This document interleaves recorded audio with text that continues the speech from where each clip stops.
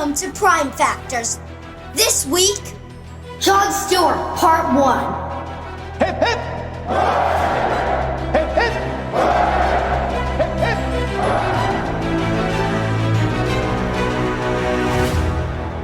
Hello, and welcome back to Prime Factors. I'm Abram, and I'm here with my dad. We're reviewing all the British Prime Ministers from Roper Walpole to Keir Starmer. This is episode 6.1, John Stuart, Part 1. Yeah, I know we said we were only going to do one part for John Stuart, but I was wrong. He's a fascinating guy, and it's a good chance to see what life was like for a Scottish noble after the Acts of Union. So we're going to split it into two parts. The second might be a bit shorter, and that's okay. We're recording at home, and we'll probably also record part 2 at home. The only place I can find that is currently named after John Stuart is only open in the summer and requires us to book a seaplane. And Abram, I love you very much, and this podcast is awesome, but I'm not booking a seaplane in British Columbia in order to visit an island. In Canada. Canada will be involved in an upcoming episode. Yes. So part of the deal that I'm making with Abram, because we're missing out this week on British Columbia, is we are going to go try to visit Grenville for his episode. And that's in Canada. The deal is that if we do 2 parts, we'll go to Grenville. Because I didn't want to do 2 parts. But if I got to go to Grenville, then I was happy. Yeah, it's okay. We're going to go to Grenville if I can afford the airfare. I'm looking forward to it. We'll figure it out. Don't forget that you can find us on Apple Podcasts, Spotify, YouTube, and at www.primefactorspodcast.com. No spaces. We're also on Facebook and Blue Sky. If you enjoy listening, please like, subscribe, comment, and review. By comment, we don't mean comment 1 star. No. We want more. We want at least 4.5 stars. Yeah, we're aiming high. So, Abram, we have more than 75 followers on Blue Sky already, which I don't know if that's a lot, but it makes me feel really good. And we have absolutely not a single person followed us on Facebook.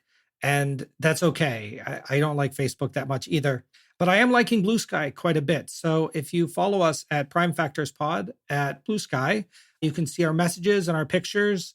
And it's the cool thing that all the cool people are doing right now. So follow us there.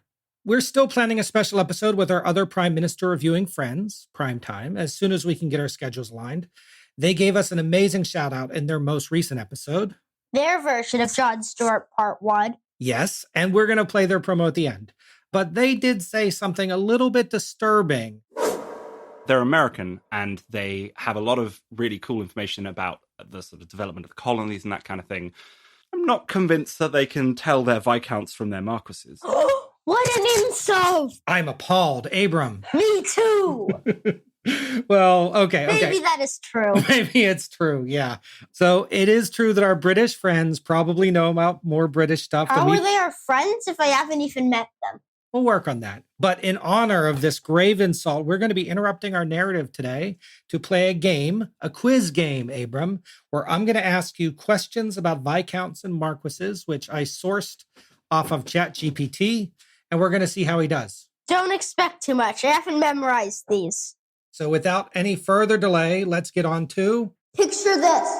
We set our scene on a wet and miserable September morning in 1747.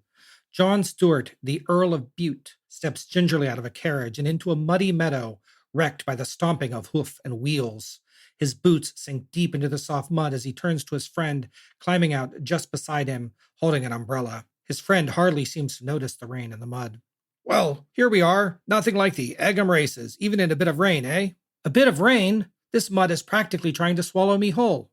So, Abram, I have some pictures here for you. They are at the Egham races. And some of them are orange. This is the picture. That is the racetrack. And here are some paintings that were done of these races. So basically a bunch of people on horses, and the horses happened to be in midair at the time.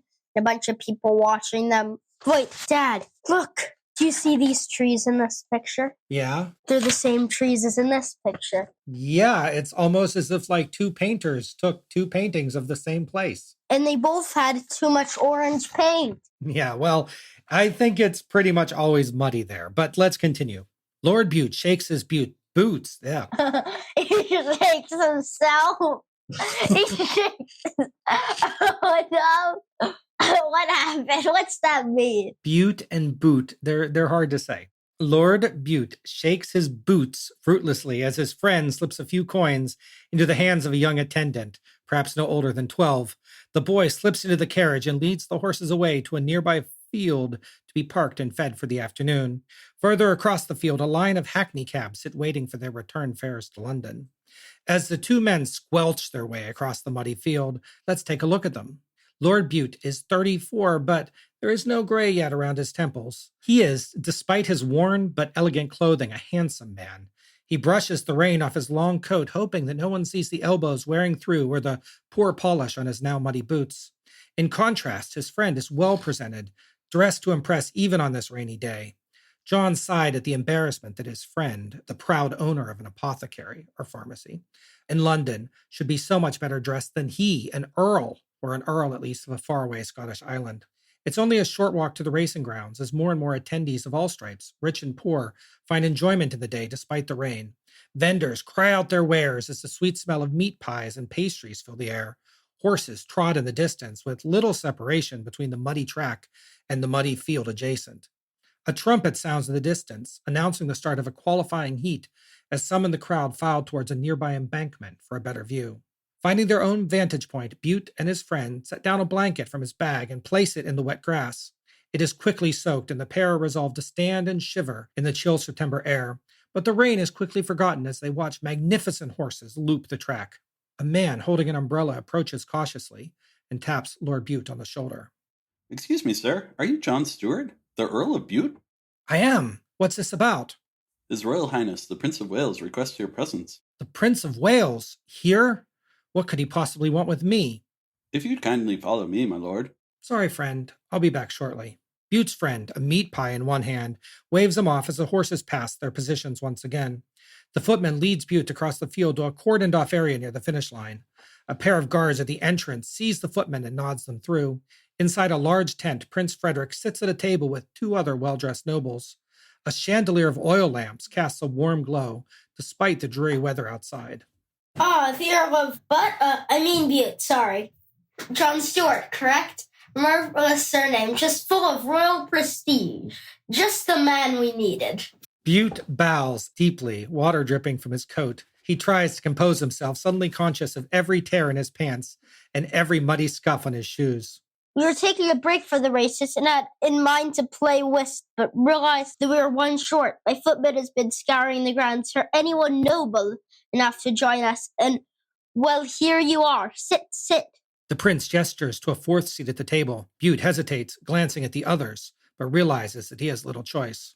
Let me introduce my companions. This is Charles Calvert, the Baron Baltimore, and Lord William Manners. Lord Manners is quite the connoisseur of horses, aren't you, William? Indeed, your highness.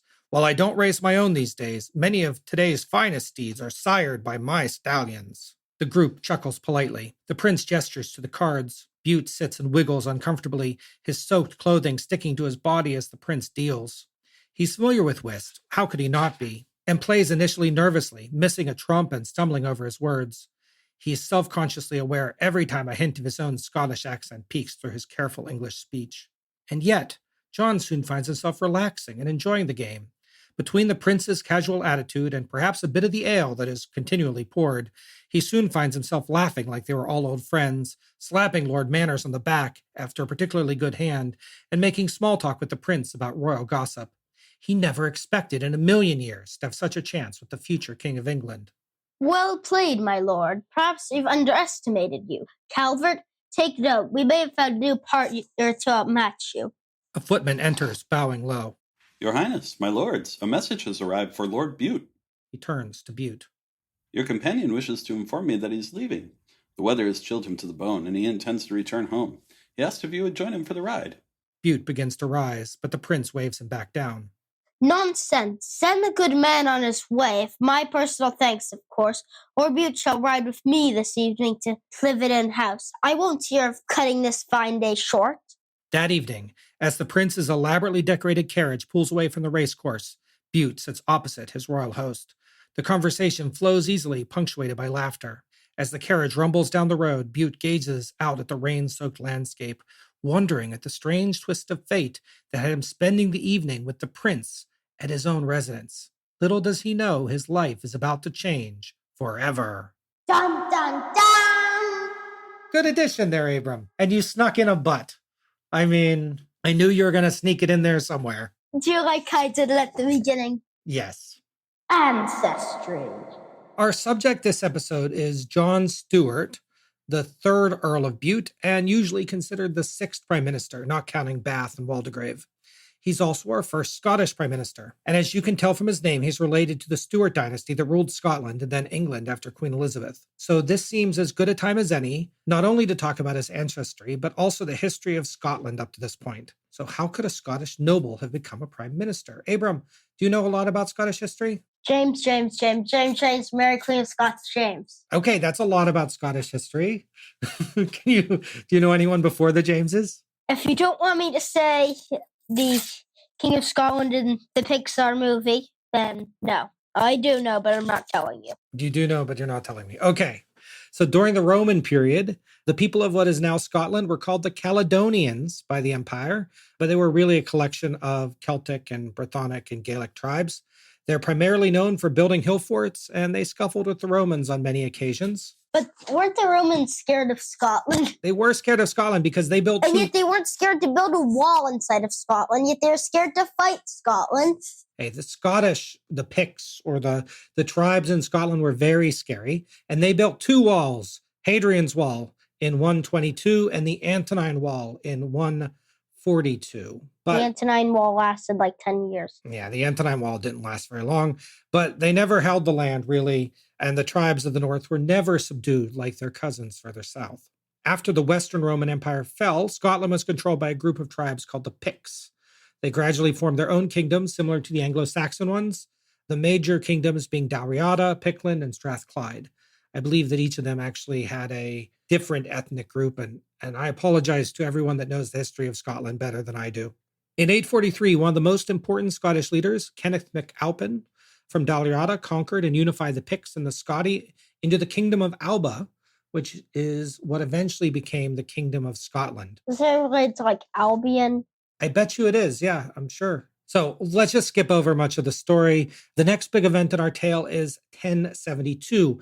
Just 6 years after conquering Britain, William the Conqueror attacked north and he forced Scottish King Malcolm III to submit, declaring that Scotland was going to be a client kingdom of England. That went about as well as you expect, and there'll be many, many wars, but that's a big moment. But let's get back to this John Stuart guy we're supposed to be talking about. His distant ancestor, a guy named Walter FitzAlan, arrived in Scotland from Brittany in about 1136.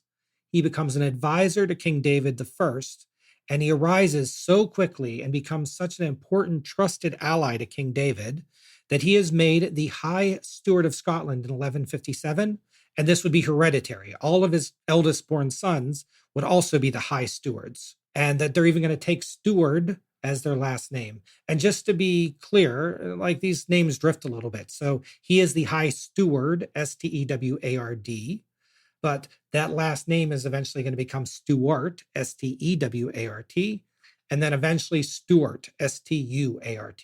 But it's all based on this guy. So, wait, the Stuart have two spellings, or they're Stuart and Stuart? Yeah, they're practically the same. One is spelled a little Frenchy, and the other is more Englishy. So one of them is like Stuart, the other is Stuart.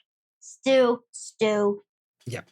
I was looking for a good metaphor for these stewards and what they did, and I have one for you. I think that they're like Jafar was to the Sultan in Aladdin, or how Zazu is to Mufasa in The Lion King. So they're either a bird or a genie, basically. Basically. I think that you're taking the wrong point of that metaphor, but I think you really get the idea. Yeah. So, England. Terrible people, those English. We should never do a podcast about them. They invaded Scotland in 1296 because Scotland didn't want to accept that English was dominating them. They were fought off under the leadership of a guy named William Wallace and later Robert the Bruce. Now, William Wallace, you've heard of, maybe? Yeah, I have. Horrible histories. Horrible histories. What do you know about William Wallace? Do you remember? Scottish rebel. Yep. That's it. You can take my life, but you cannot take my freedom. Yeah, that's all I know either. So Robert the Bruce is like the other super famous Scottish king. and the House of Bruce ends up taking the Scottish throne. But by this point, the Stuarts are even more prominent in Scottish affairs. Robert the Bruce's daughter marries the 6th High Steward's son. And so their son becomes the 7th High Steward. His name is Robert Stuart, blah, blah, blah, blah, blah. But the important thing is that Robert the Stuart served under King David II. But King David II ended up spending a lot of his time being captured in England. And then he ended up not having any kids. And so when King David II died, Robert the Stuart said, you know, I'm next in line and I've kind of been running the show for a while. I'm now in charge. I'm King Robert II. So the Stuarts, the helpers of Scotland, had just become the kings of Scotland. Now, we're here to talk about John Stuart, and John Stuart is descended from one of King Robert II's sons called Sir John Stuart, and he is the progenitor of something called the Clan Stuart of Bute. He's going to be made the Sheriff of Bute.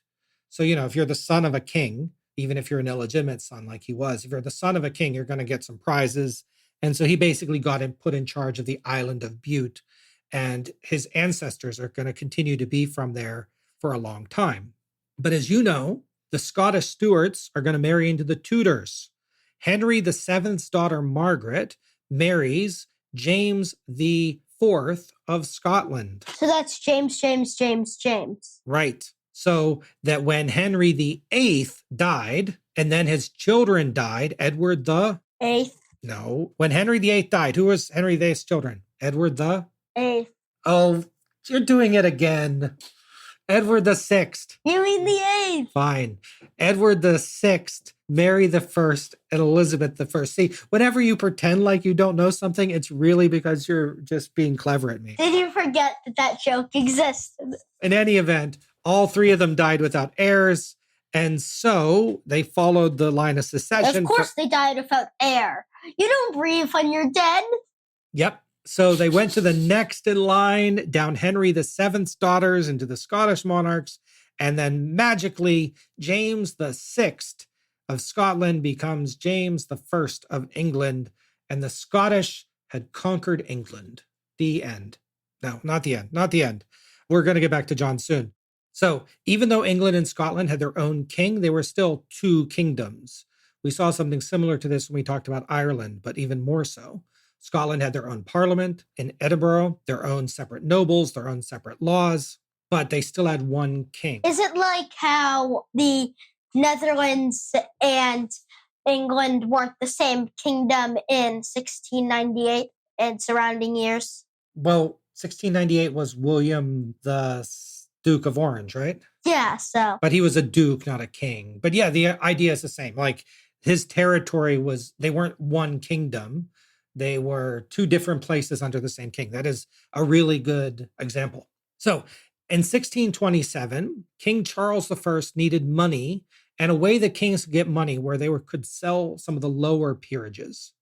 And at the same time, Scotland was looking at all these other countries that were starting to set up colonies like Virginia and Plymouth. And they said, we should have colonies too. So they decided to start something, I think you know what this is, called Nova Scotia. Nova Scotia. Did they settle Halifax yet? They didn't settle Halifax yet. So they wanted to settle Nova Scotia, but they needed money to settle Nova Scotia. So King Charles I sold land and titles in the new colony of Nova Scotia to any nobles that wanted to help settle there. Not personally necessarily, but just to settle. So one of John Stuart's ancestors, he paid 3,000 Scottish merks, which I think is about $65,000 in today's money. You're forgetting that we have like the same amount of listeners in England than in Massachusetts right now, so you should also do it to pounds. Oh, yes, we have many more viewers in the UK, so I should start translating these things to pounds. I'll keep that in mind for next time. How's that? Yeah, because by next episode, we will have more English listeners than listeners in Massachusetts. But not listeners in the US, but we'll go with it. So the point is he paid 3,000 Scottish merks, about $65,000 today, to help pay for the new colony. This ancestor was given 25 square miles of Nova Scotia that he could either colonize himself or he could pay others to do so. But bad news, Nova Scotia is going to get taken over by the French in 1632. I don't even know where these 25 square miles would have been, probably on the northwest coast near what is now called Port Royal. And we could talk about Nova Scotia history for a while, but I think it's neat that he became Baronet Stuart of Bute in Nova Scotia. He was in Nova Scotia or what? No, he never went there. None of them went there. Lots of people paid for this. They never went there, but he got to be a baronet of Nova Scotia, even though Britain lost Nova Scotia in 1632 and wouldn't really get it back permanently until 1710. So he bought a title that came with land. The land immediately got conquered by the French, but he could still be a baronet, and that is the most important thing. And actually, the peerage of Nova Scotia still exists. I looked on the Canadian government website, and they talk about this very briefly, and it says that the peerage of Nova Scotia is not a Canadian thing, it's a British thing, go away. They don't add the go away part. But there are actually still people in England that are descendant, or Britain somewhere, descended from the people that bought baronets in Nova Scotia in a colony that failed in the 1600s. But it is interesting. I'm not aware of any other case in American history where American colonization was paid for by selling titles. I could be wrong. I'm not aware of any. Let's keep going. 2 generations later, we finally get to John Stuart's immediate family. His grandfather, James Stuart, was born in 1661. He's going to be called the 3rd Baronet Bute. He rose in the ranks, and he was eventually added to the Scottish Privy Council. And as the decision was being made to merge Scotland and England into one country, he was on a special commission that would help decide how to merge the 2 countries together.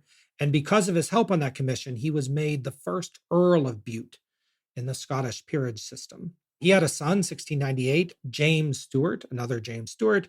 This is John Stuart's father. So he was only 11 when England and Scotland merged, so he didn't have anything to do with it. But, I bet you an 11-year-old would be pretty proud of his dad helping to merge 2 countries. But in the merger of Scotland and England, Scotland was always the junior partner. And one of the ways we see this is the way that their leaders in Parliament worked. So prior to the Union, Scotland had about 60 MPs, or the equivalent of MPs, but they were only given 45 seats in the House of Commons. That's not so bad. But Scotland had 160 peers, 160 lords. And England said, there's no way we're allowing 160 lords from Scotland to sit in our House of Lords. How many lords are from England? I think there's only about the same number. So if all the Scottish lords would have sat in the House of Lords, Scotland would have been able to dominate English politics, and you can't have that. So instead of giving them 160 seats, they gave them 16. So the 160 Scottish peers have to have an election among themselves to decide which 16 of them get to actually be in. I think they should have done like 80 or so. I think like 70 would have been the right amount. And that would have been fair. But England was not worried about being fair. They just didn't want to make the Scottish try to break away from them immediately. They wanted to have some control over Scotland, and this is a way that they could do it. In 1711, John Stuart's dad married into one of the most powerful political families in Scotland, the Campbell family, by marrying a daughter of the Duke of Argyll. And John Stuart's uncles, our John Stuart that we're going to talk about today, will be 2 of the most powerful men in Scotland, and they're basically going to get a lot of the credit for holding the country together. And it wasn't long after they were married that James Stuart had a son, John Stuart, and we can start our story. But before we start, Abram, we have our first trivia challenge. Marquises and Viscounts, round 1. So I would like you to put this list in the order of precedence, so the lowest to the highest, if you can. Marquis, Viscount, Duke, Earl, and Baron. I know Baron is the lowest. Baron is the lowest. Good. I'm guessing Earl is next, and then Viscount, then Marquis, then Duke. So close. You got 4 of 5. It is Baron, then Viscount, then Earl, then Marquis, then Duke. But that is really impressive. So I did some looking up. I don't have good numbers for the 18th century. The reason that we haven't heard of Marquises and Viscounts very much is because there's relatively few of them. So the numbers that I pulled, and I do not know that these are accurate, but the numbers that I pulled said that there were 28 dukes because they're very powerful. At this time, and there's not that many. 32 marquises, 210 earls, 66 viscounts, and 172 barons. But some of these may have been courtesy titles. Like, I don't feel great about these numbers at all, so I don't want anyone to quote me. But the important thing to glean from this is that the marquises and viscounts are much fewer, and the dukes are fewest of all. And I don't know if they were adding Scotland and England. Really, I don't feel great about these numbers, but the scale I think is about right, which is a lot more earls and barons, a lot fewer viscounts and marquises, and fewer still dukes. But the dukes are always the people that we talk about, because it's like the Duke of Newcastle, and the Duke of Argyll, the people that show up all the time because they're super powerful. Just aren't powerful enough to be powerful. Yes. Silver spoons. On May 25th, 1713, John Stuart was born to James Stuart, the second Earl of Bute, and Lady Anne Campbell.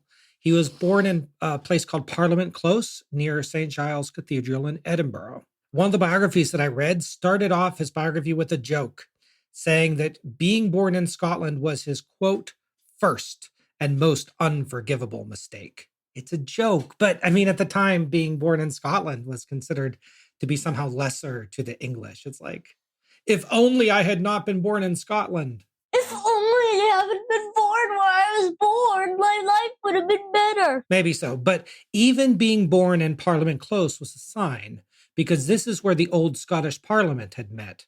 But by 1713, the building had been empty for 6 years, with all the power having moved back away to England. So working out his silver spoons is actually pretty tough, because most of his family's offices were Scottish. But didn't we say that like 1.5 points would go to Scottish or something? Yeah. So you and I decided completely arbitrarily that we were going to subtract 25% off of the Scottish scores.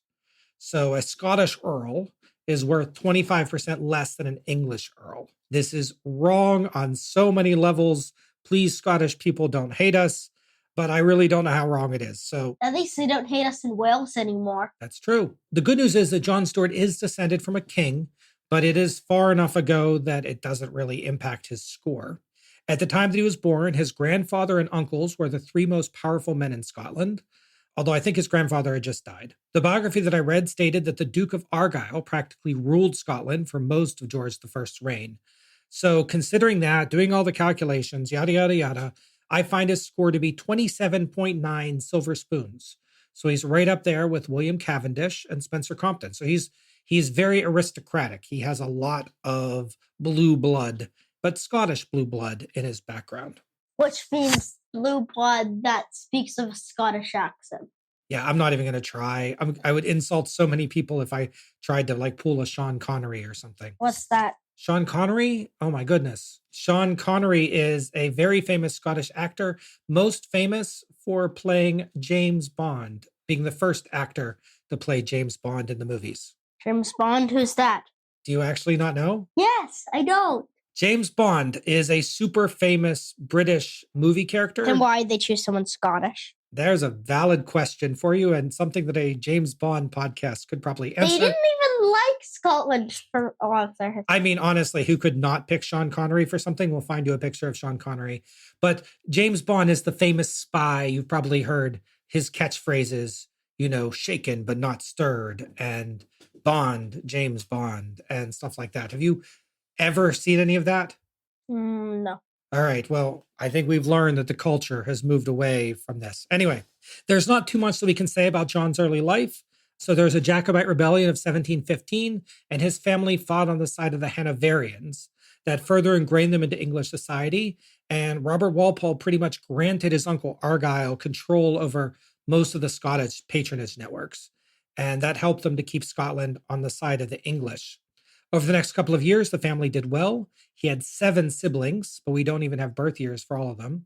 And to raise their growing family, their dad built a manor house called Mount Stuart House on the Isle of Bute, which was still the family's ancestral land. So, of course, he is the Earl of Bute, and his family's land is the Isle of Bute. So in England, the Duke of Newcastle has nothing to do with Newcastle. But in Scotland, at least some of the time, there seems to be more of a connection. So the Earl of Bute really did live on Bute, which is an island in sort of the southwest of Scotland. Is it near Argyll? I'm not sure because I don't know my Scottish geography very well. Abram is pulling up a map of Scotland so that he can see where Bute and Argyll are. Okay, so Argyll is not the name of an island as far as I can tell. It's the name of an area. It might be a name of an island too, but it looks to be a name of an area. So basically, Argyll is like anywhere in this part, and Bute is the little island over here. Okay. So which part of Scotland is Argyll? Basically, if you go near Glasgow on like that belt area, and like, do you know how there's a part of Scotland that kind of like sticks south on the weird peninsula near Glasgow? It's that. All right. Thank you for looking that up for me, Abram. So the good times were not to last. On January 28th, 1723, when John was just 10, his father died. That made him officially the third Earl of Bute, but a decision had to be made quickly. He and his brothers and sisters were going to be raised by their uncles, the Duke of Argyll and the Earl of Alay. Young lust.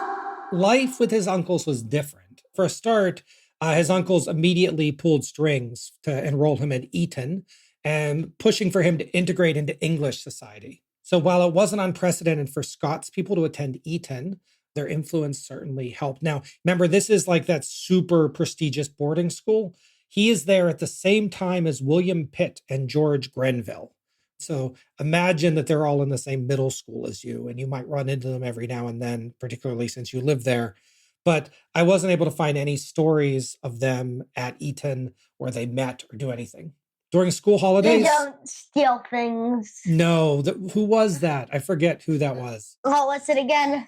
One of the prime ministers, we had a story where he and his rival were schoolyard buddies. I don't remember which one now.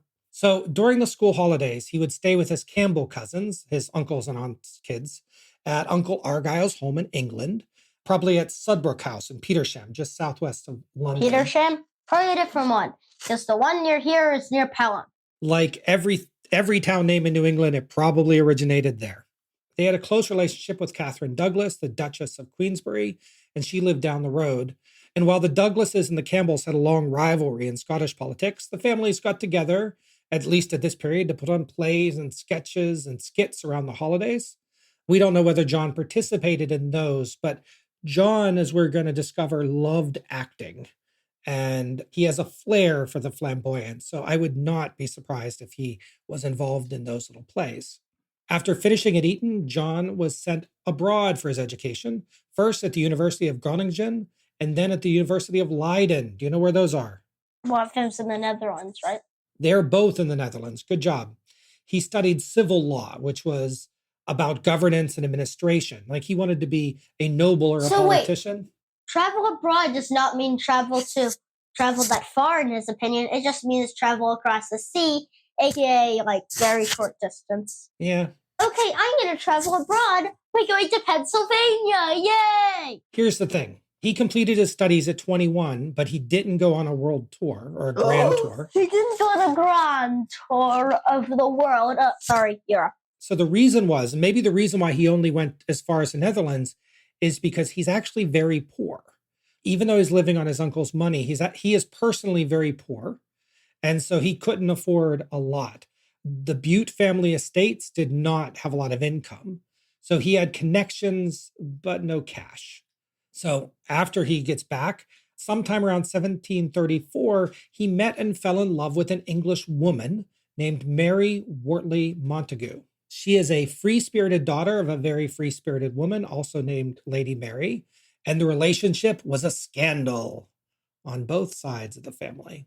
What's that mean? Well, a scandal, it's the relatives are like, what? He's going to marry an English woman? We're Scottish. We don't marry English women. So he would actually be the first member of his family that I know of, or at least his direct line, to marry an English woman. But for Mary, the problems were bigger, right? Her dad, Edward Wortley Montagu, he was a former ambassador to the Ottoman Empire. He was super important at court. And he basically said, no, you can't marry. He is too poor for you. Like, he is not a good match. Marry a rich guy, don't marry him. Her mother was more understanding of a love match, but she warned Mary that it would be very hard to live poor. Now, we don't have time to talk about her, but Lady Mary is one of the most interesting women I've come across. She was a writer and a poet. She wrote books about the family's travels through the Ottoman Empire. She was a supporter of vaccination. She was one of the people responsible for introducing the smallpox vaccine because she observed the practice while she was in the Ottoman Empire. Anyway, her views didn't matter because in August 1736, Mary and John decided that they didn't care at all what their parents thought, and they got married in secret. She at just 18 and he at 23. What happened next is a little bit unclear. We know they didn't have any kids until 1741. And one of the biographies I read said that she was still living with her dad, or was back living with her dad, or was living with her dad in any event in 1739. What year are we in when they got married? They got married in 1736. So did they delay moving in with each other because he was too poor? Did the parents fight back? We don't know. We also know that Lady Mary, so his wife's mother, she left her husband in 1739 to travel to Italy, supposedly to be with another man. So we don't know. But from Italy, Mary's mother wrote to her telling her how happy she was that her daughter had found a love match. So I guess her mother forgave her eventually. So I'm going to mention this now because there's not going to be a good time later. But Mary's older brother, who is going to be the heir to this family, is going to be even more free-spirited. He's going to convert to Islam. He is going to move to Turkey. And supposedly, although I'm not sure this is actually true, he's going to take multiple wives. So he's going to be such a scandal to the family that he's going to be disinherited. And then when the family finally dies, 20 years after this, they're going to leave all their money to Mary and John. So he's going to get all their money later. But at the time that this story takes place, they're not dead yet. And I'm just letting you know. In the meantime, John Stuart had a wife now, but he had no money. With the help of his uncle Alay, he was given a job of Lord of Police for Scotland in 1737. But as best I can tell, he never actually went there to do the job.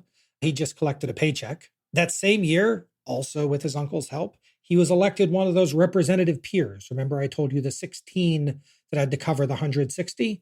Well, he got elected as one of the 16. So he was allowed to sit in the English House of Lords.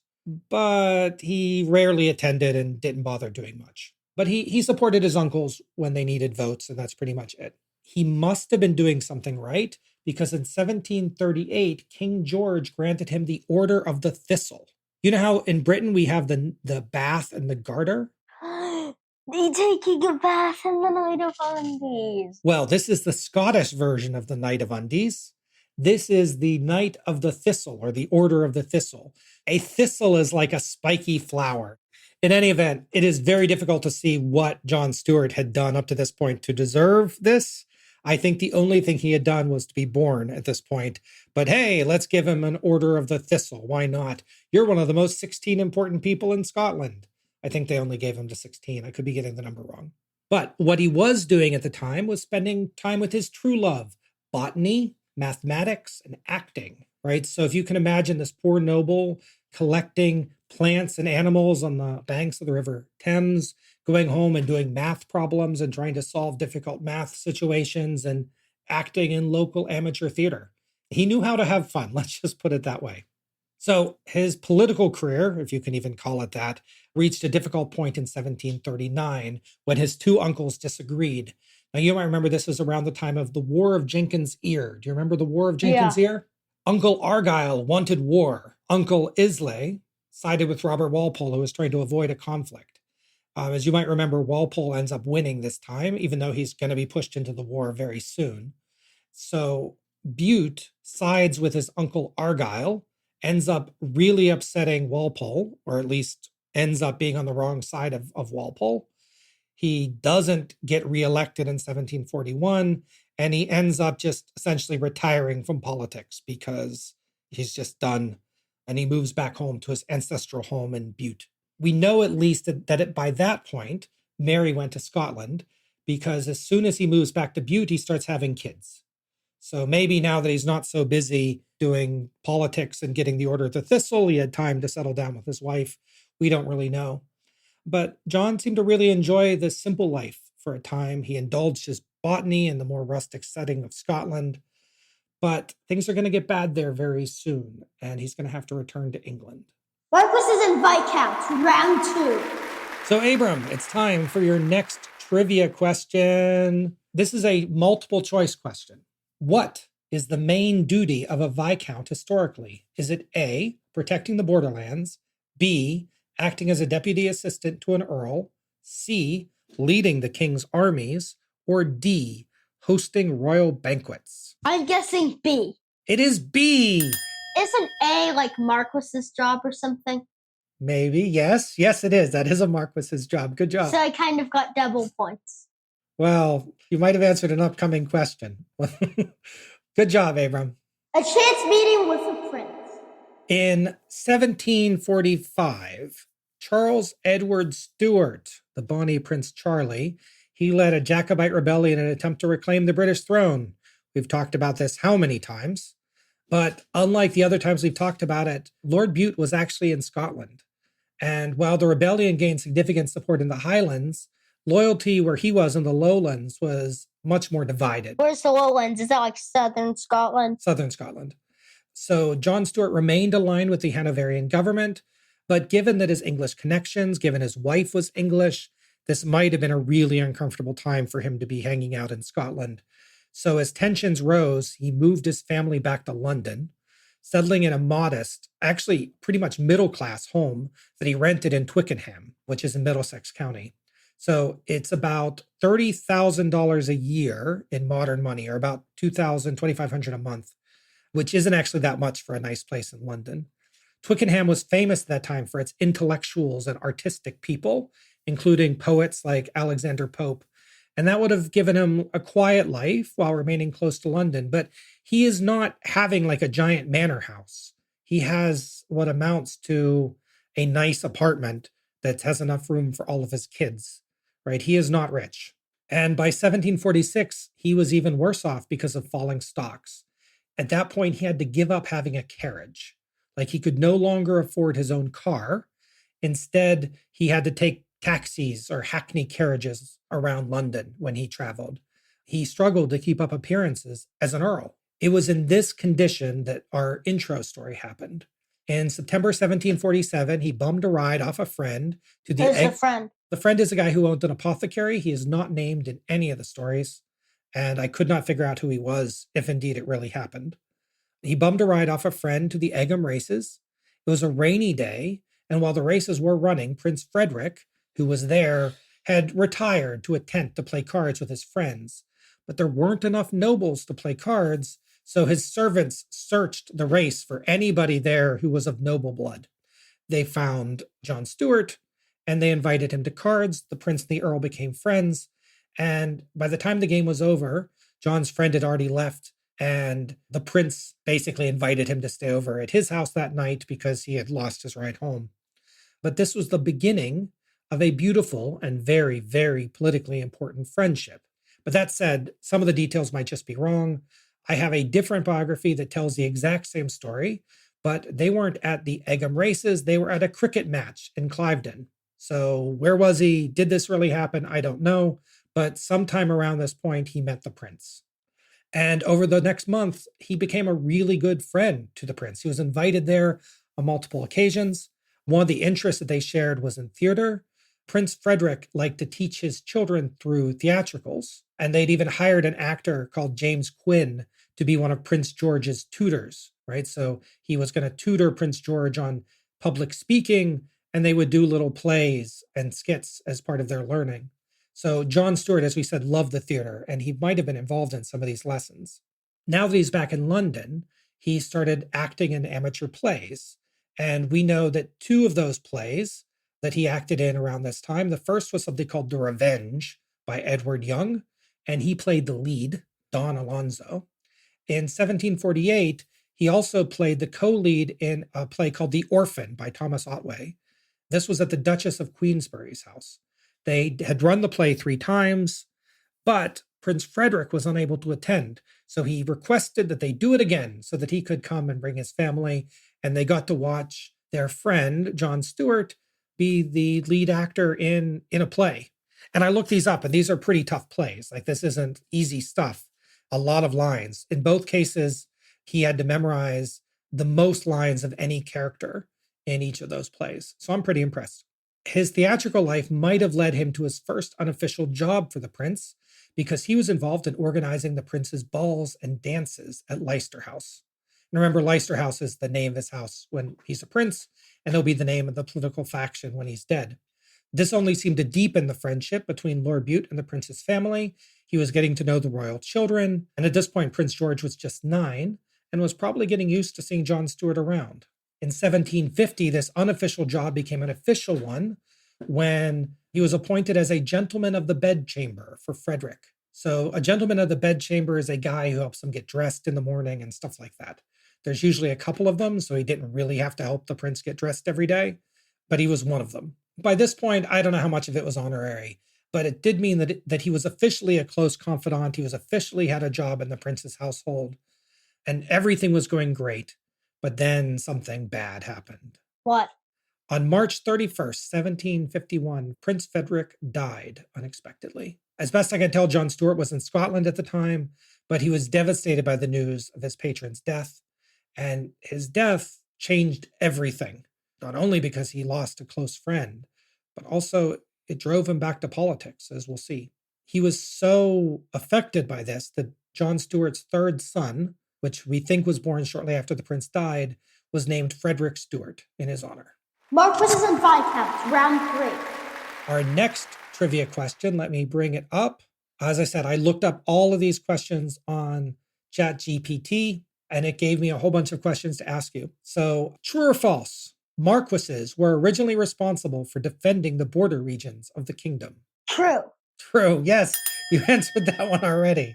Marquises comes from the word mark or marches, and the marches were the border regions, and you can find places Is called Denmark named after them? Denmark has that word in it. You are correct.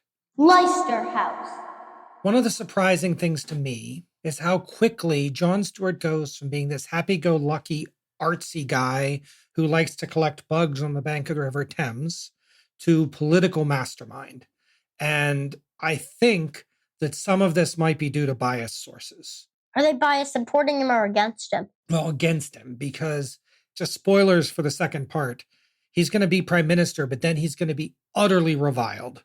People hate him. They're going to blame him for the Treaty of Paris. One of the subject headings of the next episode is the Scottish Boogeyman.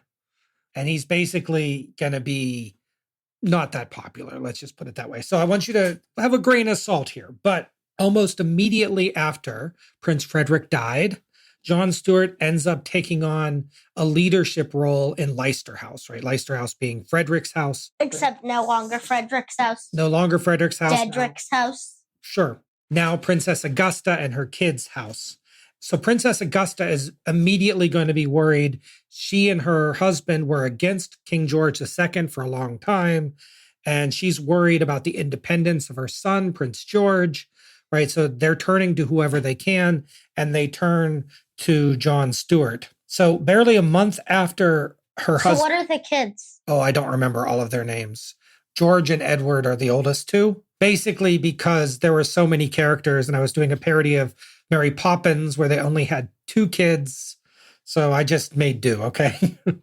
Otherwise, we would have had too many characters. But barely more than a month after her husband's death, John Stuart vowed to Princess Augusta to, quote, support her and preserve the independence of the prince whenever he shall come to the crown. And she responded by saying that while she would, quote, always countenance those the king employed and would never oppose the king's measures, more privately, she seemed to be expressing, help me keep some separation between Prince George, the future king, and the current King George II.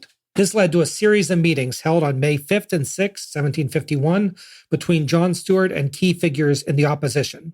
The first of these was between himself, William Pitt, Princess Augusta, and some guy named Sir George Lee. On the second day, he met with Pitt again and Andrew Stone, who was at the time Prince George's tutor, and I believe personal secretary. So even at the very beginning, he was seen as like a leader. So William Pitt personally asked John Stuart, the Earl of Bute, to promise him that Newcastle, Thomas Pelham Holles, would be removed from office as soon as George III came to the throne. Keep in mind, this was before Newcastle was prime minister. Henry Pelham is prime minister. So he was so upset that he was Secretary of State that he was like, remove this Secretary of State. I don't like him. To his credit, Bute seems to have not agreed. Over the following years, Bute became Princess Augusta's lead advisor, and he cultivated relationships across the opposition. William Pitt was going to support him sometimes, hate him sometimes. George Grenville, support him sometimes, hate him sometimes. So we put a pin in him. I think it's too late. Okay. Sorry, the pins didn't arrive in time. His Leicester House faction was consistent only in that it opposed the current government, but that he struggled to have a consistent message or even consistent leaders. Nobody wanted to be on the wrong side of the prince, just in case the king were to die, but he struggled to keep people with him for very long. At some point during this, John Stuart was officially hired as a tutor to Prince George. So different sources place the start of his tutoring at 1751, or after Waldegrave was made governor in 1752, or even later. One said 1755. And I think How many sources did you use for him? 3 main sources and several smaller sources. And so I think some of the confusion stemmed because tutor is kind of an unofficial role. And, it didn't have to be appointed by the king. And maybe he was tutoring him before he was a tutor. I'm not really sure. And some of his tutoring must have rubbed off on young Prince Edward. Hi, I'm Prince Edward. I love the Tories. Okay, that didn't really happen. Back to our story. But it was clear that he also wanted to have a good relationship, not only with Princess Augusta, but the king, or the future king, rather. However, the election of 1754 was a major test of his abilities to galvanize the opposition around Leicester House. If that was a test, though, he failed it. His faction wasn't really successful in arguing what they were for, only what they were against. And the Duke of Newcastle successfully won that election very, very well. And it showed that the prince's future faction didn't have as much control as they hoped they would. As the years went on, Princess Augusta gradually shifted from trying to be a completely neutral actor to begin to more directly support John Stuart and Prince George. So in 1753, for example, George II either tried to arrange a marriage or proposed a marriage between the 15-year-old Prince George and Princess Sophie Caroline of Brunswick-Wolfenbüttel. And this would have been an alliance between English and German families, but Princess Augusta pushed back on this. The prince was too young, but if he were to be distracted by being married or engaged, that maybe he would be less into his mom. Continuing along, as he became older, he became more active in politics. In 1755, the 17-year-old Prince George pushed back on subsidies to Hanover and the tensions that led up to the 7 Years' War. And King George II was so angry about this that he sent a message that they must, quote, remove from the princess all persons who has endeavored to create misunderstandings in the royal family. And in case you weren't sure who he meant, he continued, by which his majesty means particularly my Lord Bute. So King George is saying, get that Bute guy out of there. He is tearing my family apart. I'm going to bring this up now because it's the right time. One of my sources said that in this time period, the 1750s, it was pronounced Lord Bute. And so we've been making fun of him, pretending that it sounds like but. Well, maybe you have been doing it. But really, they were making fun of him because it sounded like boot. So, my Lord Bute.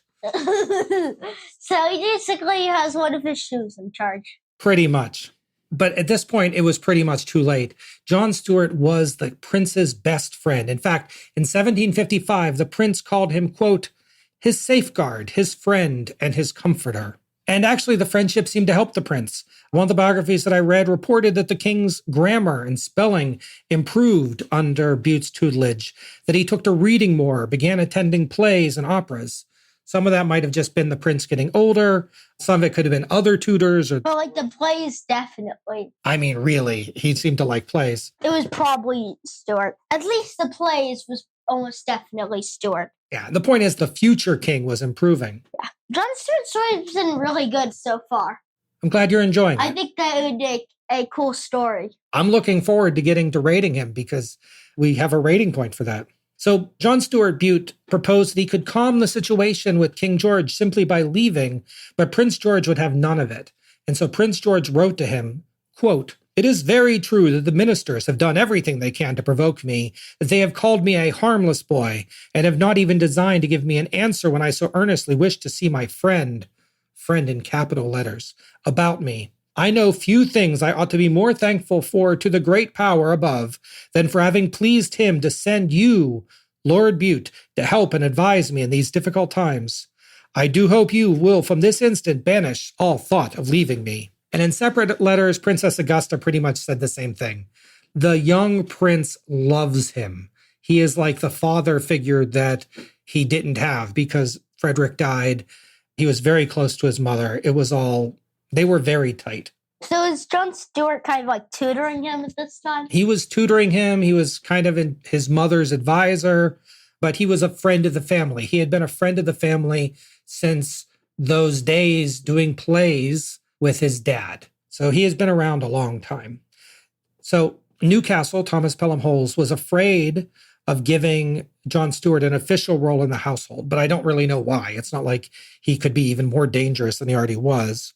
So at Thomas Pelham Holles' request, Uncle Argyle met with John Stuart and basically said... Wait, the uncle guys are still alive? The uncle guys are still alive. How old are they, like 75? They're pretty old. Actually, this Uncle Argyle might be Uncle Islay, because the other Uncle Argyle died, and then Uncle Islay became the next Argyle. So I'm not sure which Argyle this is, but the point is... Was the Argyle older than Islay? Yes, he was the older brother, so he was the Duke, and the younger brother got to be an Earl. So when the older brother died, the younger brother got to be Duke. So the point is that Uncle Argyle met with John Stuart, basically said, we'll give you any job you want in the government, just leave Leicester House. And John Stuart refused.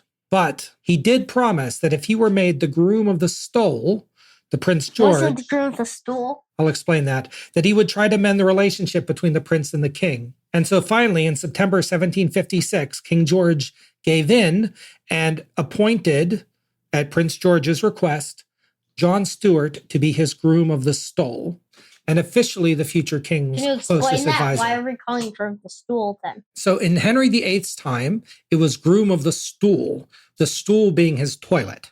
By the Hanoverians, at some point during George I or George II, the role was officially changed from groom of the stool, i.e. the toilet, to a more polite word, the groom of the stole, which is a type of cloth that is put over somebody when they are, I don't know, there's a stole when they're crowned. There's probably a stole other times too. So it seems to be by the time of the 1700s, they were sort of embarrassed to be the groom of the toilet. So they found a word that was very close to it, and they continued the role, but a more polite name. At least that's the understanding that I have. And in this case, it seems very much it was called groom of the stole. But I think it's time for some more trivia, Abram. Marquises and Viscounts, round 4. Here's our next multiple choice question, Abram. What does Viscount mean in Latin? Does it mean A, deputy of the count, B, guardian of the people, C, ruler of the valley, or D, friend of the king? I'm guessing A. It is A, deputy of the count. Good job, Abram. It literally has count in the name. It does. You should pick for the other ones harder ones. I will pick harder questions next time. So this is an invitation to all of our friends on Blue Sky. Send us a message with some of the trivia questions that you think I should ask Abram, and I will maybe ask them in the next episode. Does that sound good? Mm-hmm. But don't do it in specific categories because we're going to have a roll the wheel thing. So we'll have 2 different categories I'll do it about in the next episode to try to give like broad ones of any of them, not just like 2 types. Well, we'll see what questions we get, and then we'll figure it out, okay? And then we'll see the 2 best, and if they're even, we'll do the wheel. Sure. Groom of the stole. In that final capitulation that allowed John Stuart to become the groom of the stole, Newcastle won nothing. I mean, he was really aiming to have negotiated something, but in the crazy game of whatever political chess they were playing, Thomas Pelham Holles hoped that by helping him get that, Leicester House would help him stay in power, but they did not, and he did not, because only a month after he was appointed, Newcastle was out, and William Cavendish came in as prime minister. Of course, we remember that there were many reasons why Thomas Pelham Holles left for the first time, but it certainly didn't help that John Stuart didn't really throw his support behind him. In fact, John Stuart actually threw a lot of his support behind William Cavendish because he was one of the people behind the scenes that was pushing for William Pitt, who you might remember was one of the friends in that early meeting back when Prince Frederick died, to push William Pitt back into power. And this is one of the periods where he and William Pitt actually liked each other. You forgot to mention that John Stuart's a Tory, right? He is a Tory, but it hasn't really been pertinent. He's just the friend of the future king. Like, his party seems almost irrelevant. And he is a friend of William Pitt. So even though he's a Tory, and we call him a Tory, he's still friends with Pitt. Let's put it that way. Anyway, William Pitt's going to start chafing against Bute again almost immediately. But putting him in charge of the war certainly helped the country, helped William Cavendish. And it set the 7 Years' War back on the right foot. One of these days, when we eventually get to William Pitt, I hope to understand him a little better, because right now he just ping-pongs his way around, getting a job, upsetting the king, getting the job, upsetting Lord Bute. I don't understand Pitt, and I think we'll need to have an episode on him for me, or two. We will have an episode or two. We will, for me to really understand his motivations, because right now I just see him ping-ponging along from one leader to another, upsetting everyone while still doing a good job. It is a very weird thing. So another fun point, this now is when Waldegrave gets appointed governor to the Prince of Wales. So when Bute was promoted to the Groom of the Stole, it was Waldegrave that delivered the message from the king that said he got the promotion. I'm sure, knowing how much Waldegrave liked Bute, that he enjoyed that very much. He didn't enjoy it at all. Waldegrave actually attempted to resign pretty soon after and was forced to stay by George II against his better judgment. In the months that followed his appointment, Prince George and John Stuart, they developed a plan. Here's what I will do when I will become king. And the first decision that they planned to make together was that Bute, John Stuart, would be made the First Lord of the Treasury immediately after King George becomes king. Now, we don't know this firsthand, but a letter from 1758 from Prince George said that they made this agreement 2 years ago. So clearly that agreement must have been made in 1756. So even from this early point, they have a plan that as soon as I'm in charge, John Stuart, you are my number one. And it's kind of amazing, if you ask me, to think that he was this poor guy who couldn't afford a carriage to the races. And now the future king basically says, you're going to be my prime minister. He has such an amazing rise in power. I can't even imagine it. Anyway, this is about also the time when the rumors about John Stuart having an affair with Princess Augusta started up. Remember, Waldegrave may have been the one spreading these rumors. People were very suspicious because he was a Scottish outsider. They were suspicious because he gained power so quickly. But he did have a couple of reasons why they thought that. And one of the reasons was that in 1756, Princess Augusta and Prince George were living separately for a while. Prince George was living in Leicester House, while Princess Augusta, with all the younger kids, were living in Carlton House nearby. It was like a 10-minute walk, like from here to the really great Indian place down the street. Now, Bute was caught trying to visit Carlton House in secret by entering via a side entrance rather than being announced at the front gate. And he seemed to be doing this because he was trying to be sneaky. He didn't want people to know that he was still talking to Princess Augusta.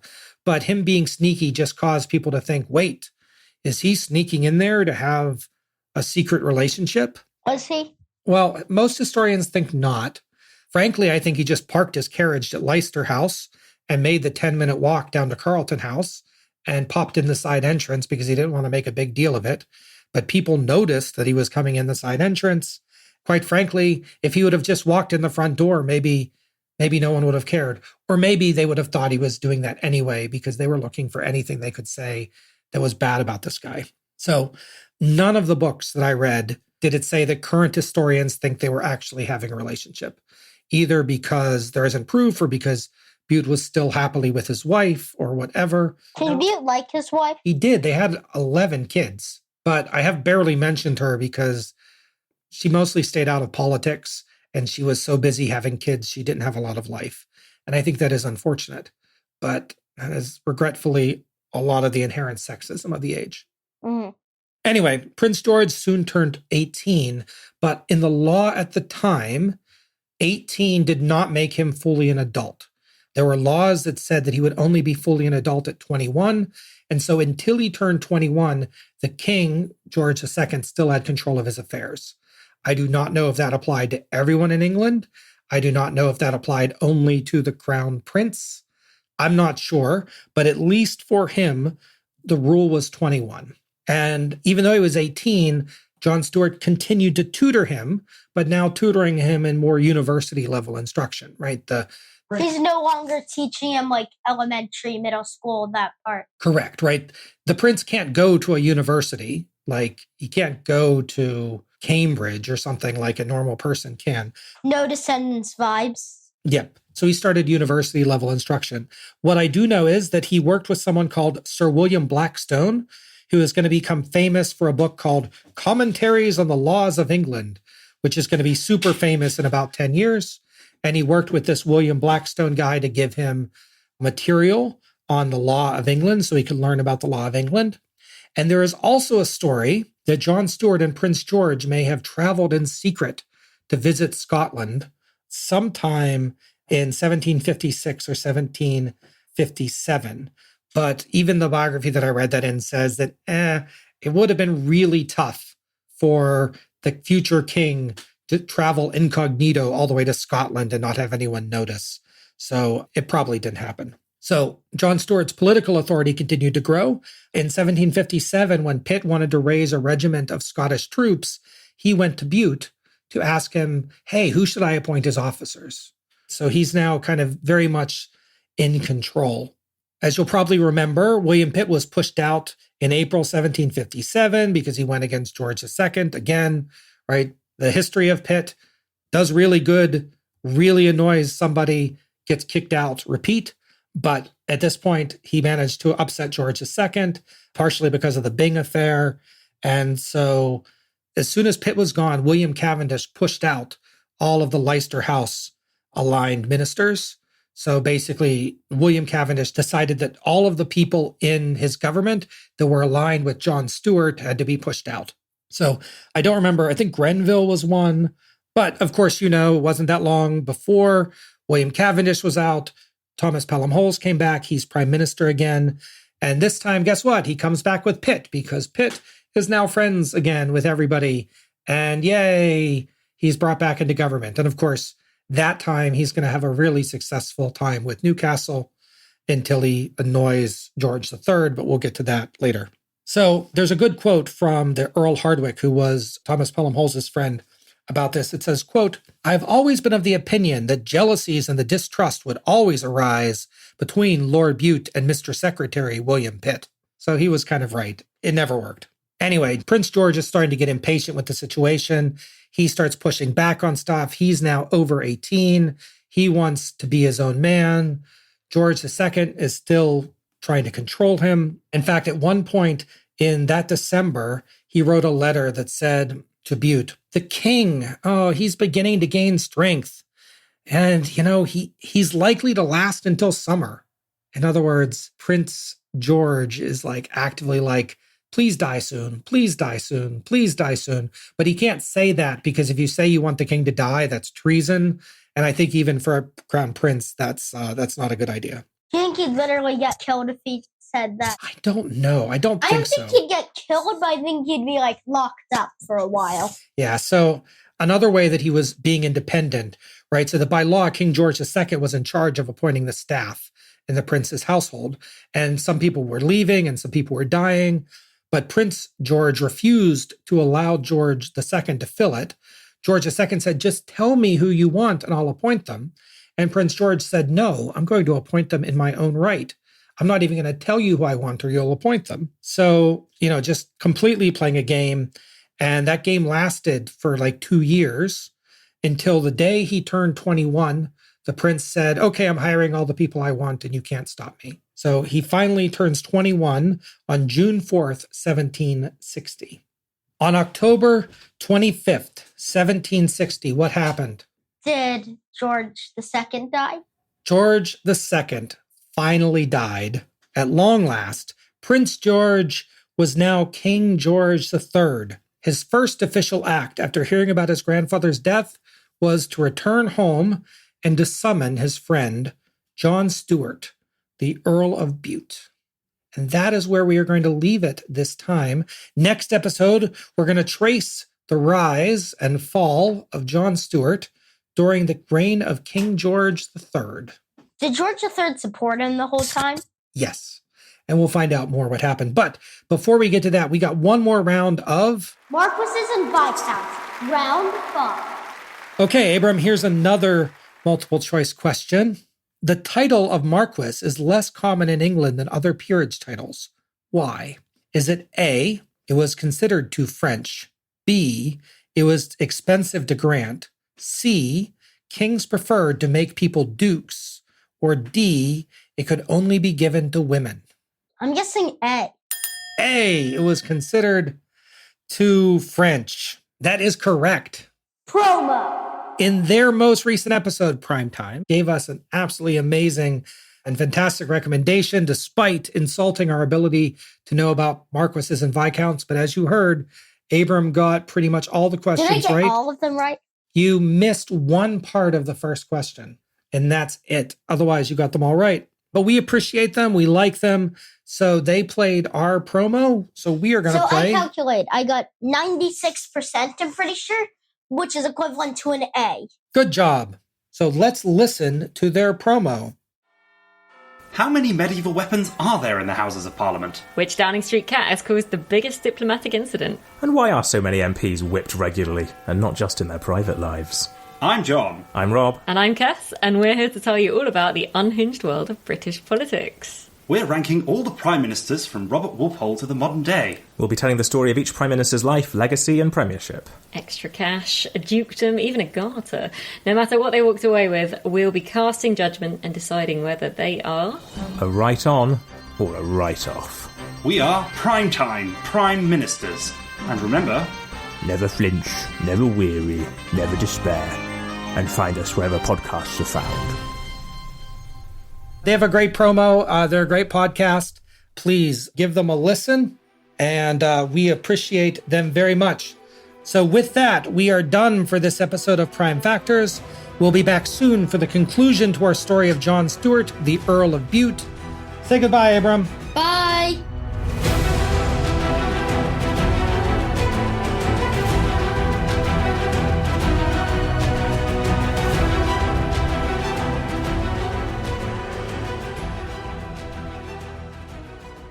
Bibliography. As usual, I had some difficulty with my sources with inconsistent information this episode, particularly around some dates and events. I put things together as best I could for our narrative. Any mistakes are my own, but for all the people complained about AI hallucinating and inventing historical events that didn't really exist, I'm not convinced that some historians didn't do much the same. My primary sources for this episode are George III and Lord Bute, The Leicester House Years, by James Lee McKelvey, published in 1975. This was the most recent biography that I found and focused entirely on Bute's life prior to George III becoming king. As such, it was perfect for this episode. Next was John Stuart, the Earl of Bute, by J.A. Lovett Fraser, published in 1912, and A Prime Minister and His Son, edited by Mrs. E. Stuart Wortley, published in 1925. That book is mostly primary sources with letters and materials written during the relevant time period, but with context and surrounding narration by Wortley. The "and his son" part refers to the second part of the book, a biography of one of his sons, Sir Charles Stuart, who served in the American Revolution. I'm pretty sure I didn't even mention him. This is a fascinating read, and I enjoyed a lot of it, but not our period. And finally, I took a little bit from Lord Chesterfield's Characters, by Philip Dormer Stanhope, the Earl of Chesterfield, published in 1778. This is a cute biographical dictionary of the political figures of his day, and I read it from a 1912 edition. I didn't use very much, but it did provide color on what people at the time thought of Lord Bute. Finally, our editor is Samuel Cunningham. You can find him at Sam C. Productions on Fiverr. He continues to do great work. And now for something, well, a little bit different. Action! Hi, I'm Prince Edward. I love the Tories. I love stories about the Tories. Like and subscribe to Prime Factors. This is Elliot. My cousin is Abram. It's his podcast. It's raining waffles. So get your syrup and your butter. I love the waffles. Oh, I went a little off topic there. Back to talking about the Tories. I like to hear stories about the Tories. It's raining waffles. So get your syrup. The butter is great. I love you so much. The waffles are coming out of the sky. It's raining waffles. I love waffles. Get your butter and your syrup. Get your fruit and your whipped cream. Maybe some chocolate chips. They're very closely related to pancakes. Now it's raining pancakes. Prince Edward, weren't you telling us about the Tories? Now I was talking about waffles. I love waffles. I love waffles. I love waffles.